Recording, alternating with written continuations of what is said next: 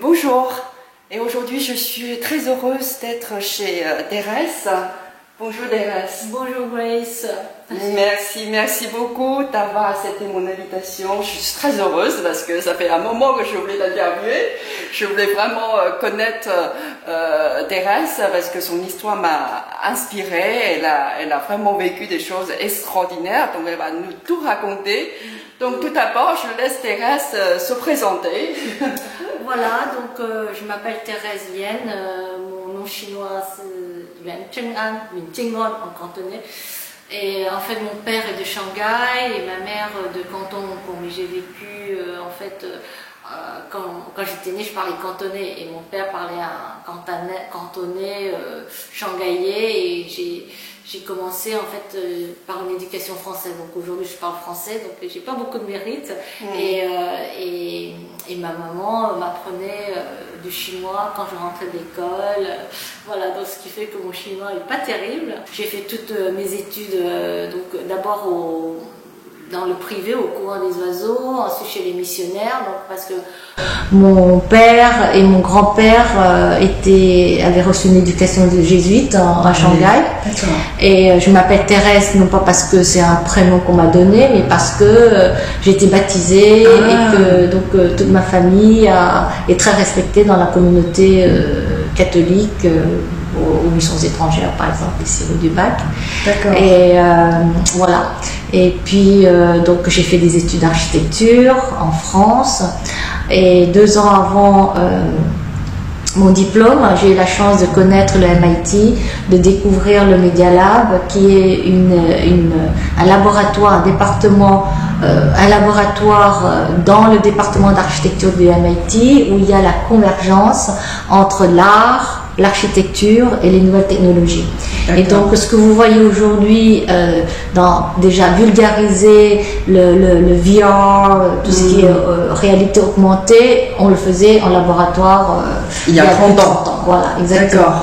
Et donc j'ai eu la chance d'avoir obtenu une bourse du ministère des Affaires étrangères, donc française, donc du gouvernement français, pour aller étudier au MIT.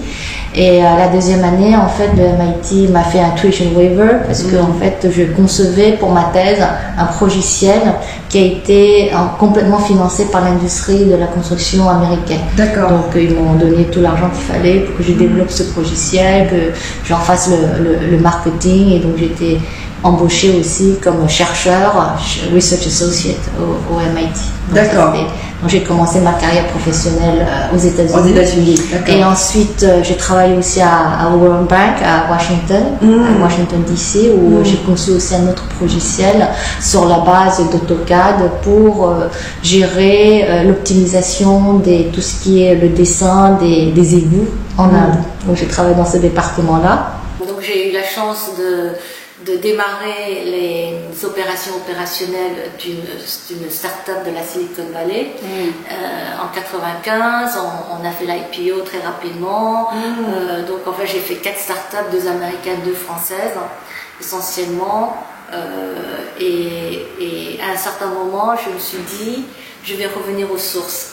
Et grâce à un grand ami et malheureusement décédé aujourd'hui, Jean-Marie Charpentier, qui a fait l'Opéra de Shanghai, j'ai eu l'opportunité de collaborer avec lui et de travailler sur la Chine.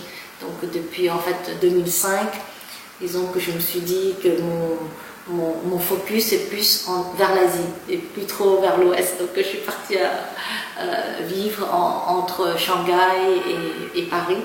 Donc j'ai eu la chance de gagner le projet par exemple du centre de R&D de L'Oréal ou de Saint-Gobain à Shanghai.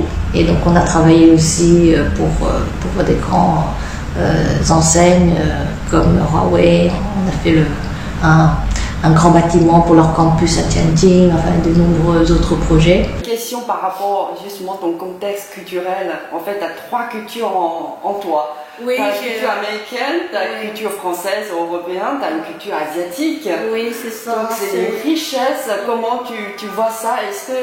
Moi je pense que c'est important aujourd'hui parce qu'on est dans un monde quelque part, un monde comme un village mondialisé. Et d'avoir plusieurs cultures, c'est vraiment quelque chose de nécessaire quelque part, non? Ouais. Mais c'est vrai qu'aujourd'hui, les jeunes, ils sont très internationaux. Je veux dire, j'ai des jeunes de 13-14 ans qui comprennent, qui apprennent déjà le chinois, qui voyagent partout, ce qui n'était pas le cas à mon époque. Ouais. Donc,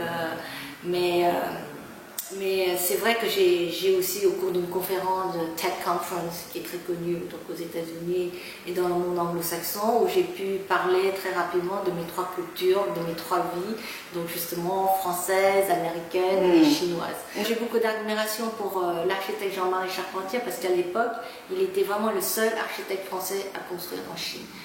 Il a été séduit par ce pays et la vie a fait que bon, il a gagné le concours donc de l'Opéra de Shanghai. Et d'ailleurs, je pense que c'est un projet qui a un petit peu mis en danger financièrement son agence. Et parce que c'était très difficile, hein, les négociations, et même après l'exécution. Et il y avait un monsieur de la partie chinoise qui disait à Jean-Marie, ben, vous savez, en Chine, il faut choisir entre la gloire et l'argent. Donc il a choisi la gloire. On ne peut pas tout avoir. Parce que c'est un cabinet qui marchait très bien, c'est un cabinet de 200 personnes, qui a construit énormément de choses dans Paris, dans le tertiaire, dans les bureaux. D'accord, ok. Et qui n'est pas du tout, pas très connu, parce qu'il n'a pas fait de musée justement, de projets culturels. D'accord. Plutôt c'est des bureaux.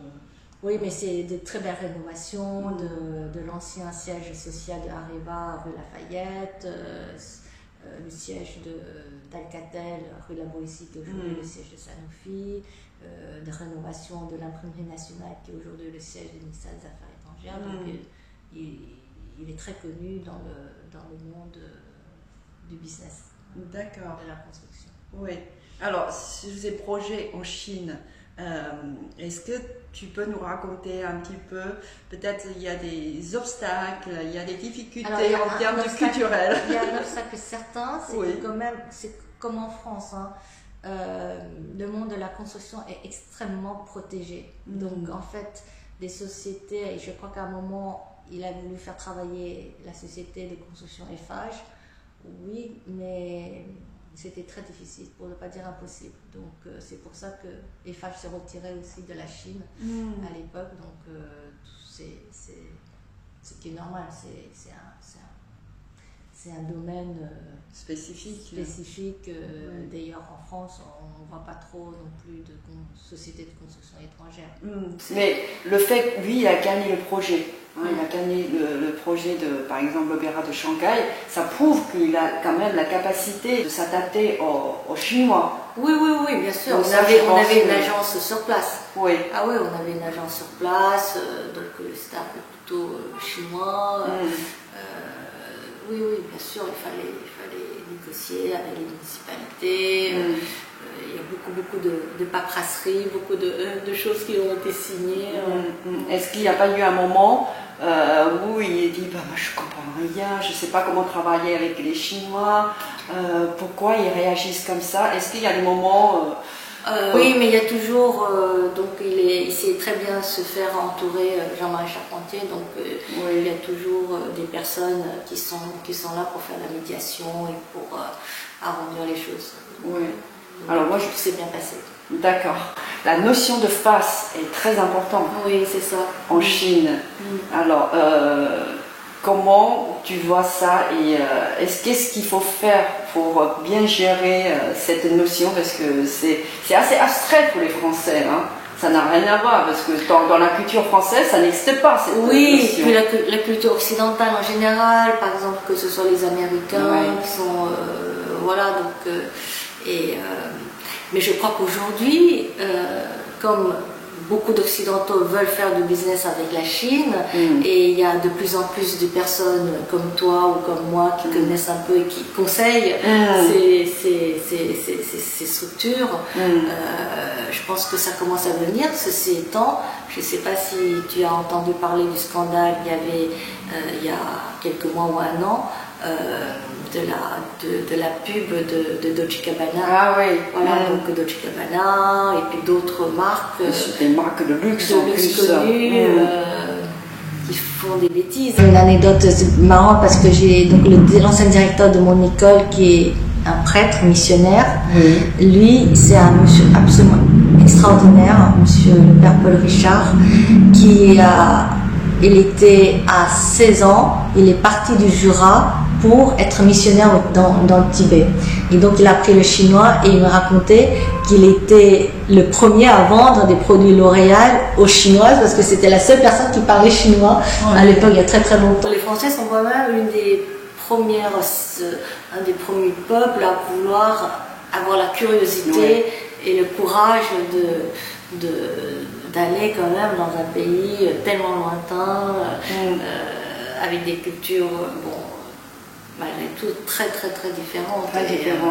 Des coutumes, des façons de vivre qui sont pas du tout évidentes. Moi, je pense qu'il faut être humble, il faut y aller, il faut avoir aussi une assise financière pour pouvoir durer longtemps. Pour être là, juste au bon moment, voilà. Mais venir, d'ailleurs, il n'y a aucun succès de société internationale dans le digital qui marche en Chine. Oh, pourquoi? Par exemple, Yahoo est parti, Google est parti, voilà. Et puis aussi, aujourd'hui, il y a une claire volonté de la part, je pense, de la Chine de réserver leur territoire à leurs propres outils. Avec les routes de la soie, il y aura certainement une infrastructure qui fait qu'il y aura un échange plus industrialisé entre la Chine et l'Europe. Merci beaucoup. C'est un plaisir. Merci beaucoup Thérèse.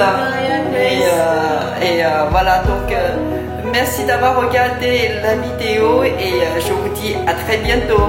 Au revoir.